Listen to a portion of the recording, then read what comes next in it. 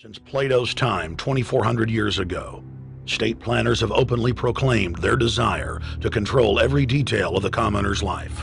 From breeding programs to mass extermination of undesirables, the dark dream has continued on for millennia.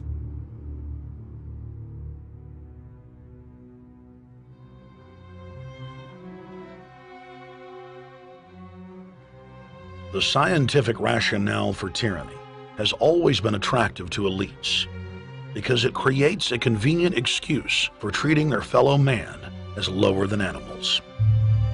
Robert Thomas Malthus, famous for saying that a mass food collapse would be helpful because it would wipe out the poor. His fictional scenario would later be called a Malthusian catastrophe. Malthus is important because his ideas led to the rise of a new scientific field that would dominate the course of human history for the next 200+ years. Charles Darwin, an admirer of the Malthusian catastrophe model, developed the theory of evolution, its chief tenet being the survival of the fittest. With the help of T.H. Huxley, known as Darwin's bulldog for his strong support of Darwin's theories were pushed into wide acceptance among key scientific circles throughout England and then the world. Darwin's cousin, Francis Galton, credited as the father of eugenics, saw an opportunity to advance mankind by taking the reins of Darwin's evolution theory and applied social principles to develop social Darwinism. The families Darwin, Galton, Huxley, and Wedgwood were so obsessed with their new social design theory that they pledged their families would only breed with each other. They falsely predicted that within only a few generations, they would produce supermen. The emerging pseudoscience was only codifying the practice of inbreeding, already popular within elites for millennia. The four families experiment was a disaster. Within only 2 generations of inbreeding, close to 90% of their offspring either died at birth or were seriously mentally or physically handicapped. The moneyed class of the planet, and particularly the royal families of the world, who were already obsessed with breeding and filled with a predatory disdain for the underclass, seized on the new science and began aggressively enforcing its aims worldwide.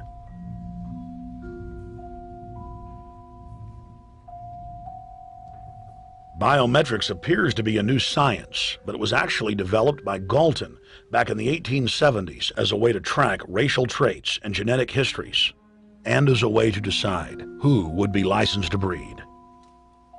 In 1904, the Cold Springs Harbor Research Facility was started in the United States by eugenicist Charles Davenport with the funding of prominent robber barons Carnegie, Rockefeller, and Harriman. In 1907, the first sterilization laws were passed in the United States. Citizens with mild deformities or low test scores on their report cards were arrested and forcibly sterilized. You're 17, aren't you, Alice? Yes, but what have you done with my folks? Well, we're trying to help them, Alice, and you too. They were taken to the hospital this afternoon. Hospital? Wasn't none of them sick this morning? We thought it necessary to present your family's case to the State Medical Commission. After an examination, they decided there was but one important action to take: to have your entire family sterilized. Why, what's that? I don't know what you're talking about. Now, in this state, we have a law which provides for such people to have an operation so there won't be any more children. I see. Now, we've placed your brothers in institutions where they'll be properly cared for. You can go back to your job soon. I'll arrange to have it held open for you. But I'm keeping my job. I'm not going anywhere. Now, you're going to the hospital too, Alice. And you mean they're going to stop me from having children ever? Exactly. I'm all right, I tell you. I won't go to any hospital. We don't want any trouble with you, young woman. If you refuse to go, the officer here will take you by force. In 1910, the U.S. Eugenics Record Office was set up. By then, the British had created the first network of social workers, expressly to serve as spies and enforcers of the eugenics race cult that was rapidly taking control of Western society. The social workers would decide who would have their children taken away, who would be sterilized, and in some cases, who would be quietly murdered.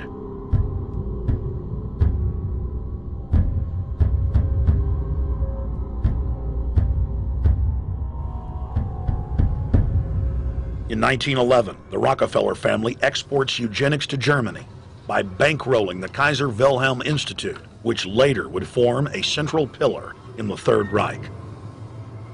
At the 1912 International Eugenics Conference in London, eugenics becomes an international craze and gains superstar status. The futurist and best-selling sci-fi author H.G. Wells had studied biology under top eugenicists and was spreading the new faith worldwide. In 1916, H.G. Wells' lover, Margaret Sanger, starts her promotion of eugenics in the United States.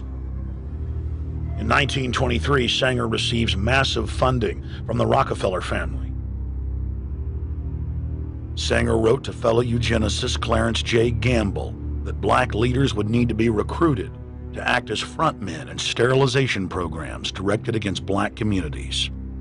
In 1924, Hitler pens Mein Kampf, or My Struggle, and credits U.S. eugenicists as his inspiration. Hitler even wrote a fan letter to American eugenicist and conservationist Madison Grant, calling his race-based book, The Passing of the Great Race, his Bible. Hitler developed the plan for mass extermination of the Jews and what he called other sub-races, as well as the handicapped, from Grant. By 1927, eugenics hit the mainstream. The so-called science was aggressively pushed through contests at schools, churches, and at state fairs. Churches competed in contests with big cash prizes to see who could best implement eugenics into their sermons. Major denominations then tell Americans that Jesus is for eugenics. That same year in the United States, more than 25 states passed forced sterilization laws, and the Supreme Court ruled in favor of brutal sterilization policies.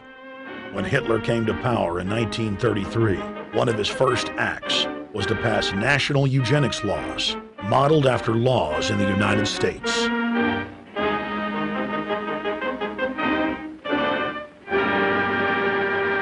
The 1934 film Tomorrow's Children brought the eugenics agenda to the silver screen in the United States.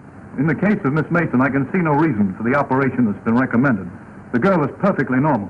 She's hard-working and has a good reputation. Do you know anything about her family background? Oh, yes, Your Honor, I do. There are several other children, aren't there? Yes. What is their condition? One is a cripple. Two others might be classed as feeble-minded. Isn't the oldest son in jail?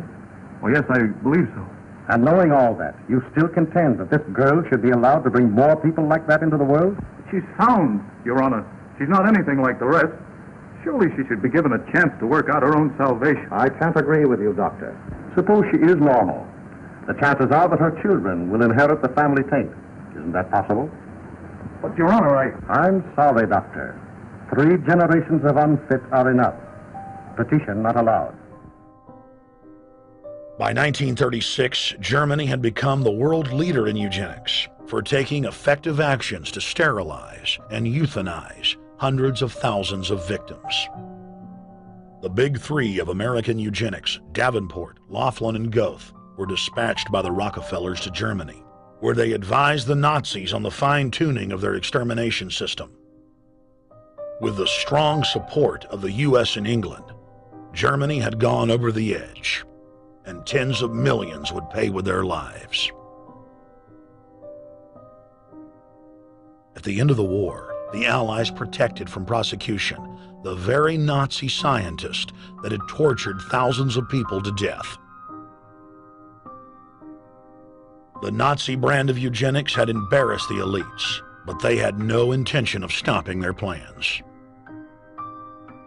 The Allies literally fought with each other over who would get top Nazi eugenicist. It didn't matter if the SS doctors had tortured tens of thousands to death. They were free to go. The Angel of Death, Joseph Mengele, and his boss, Ottmar von Verscher, were not prosecuted, and von Verscher even continued his work in Germany after the war. Eugenicists were angry that their great work had been exposed. They then scrambled to camouflage their agenda. Eugenics Quarterly became Social Biology. The American Birth Control League became Planned Parenthood. New terms like transhumanism, population control, sustainability, conservation, and environmentalism replaced racial hygiene and social Darwinism. Many eugenicists of the previous period engaged in what they called crypto-eugenics, purposefully taking their eugenics beliefs underground. They became highly respected anthropologists, biologists, and geneticists in the post-war world.